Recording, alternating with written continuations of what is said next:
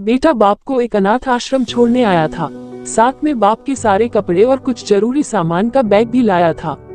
बेटे ने अनाथ आश्रम के मैनेजर से सारी जरूरी बातें कर ली और बाप को वहीं पर छोड़कर जाने लगा।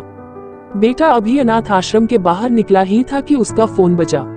फोन उसकी पत्नी का था, जो दूसरी तरफ से पति को कह रही थी, वापस आने से पहले ससुर जी से कह देना कि किसी छुट्टी या त्योहार पर हमसे मिलने नहीं आएंगे तो भी चलेगा। आप वहीं पर खुशी से रहिए और हमें भी यहाँ सुख से जीने दीजिए। फोन रख कर बेटा वापस अनाथ आश्रम में जाता है। बेटे की नजर अपने बूढ़े पिता पर पड़ती है, जो अनाथ आश्रम के मैनेजर से हंस हंस कर बातें कर रहे थे और काफी खुश भी लग रहे थे। बेटा सोच में पड़ जाता है कि उसका पिता अनाथ आश्रम के मैनेजर को कैसे जानता है। थोड़ी देर इंतजार करने के बाद जब उसका पिता मैनेजर से दूर जाता है, तब बेटा मैनेजर के पास पहुंच जाता है और उससे पूछता है कि आप मेरे पिताजी को कैसे और कब से जानते हैं। मैनेजर बेटे को बताता है, मैं तुम्हारे पिता को कई सालों पहले तब से जानता हूं जब वह अनाथ आश्रम में एक अनाथ बच्चे को गोद लेने आए थे। दोस्तों कुछ समझ में आया?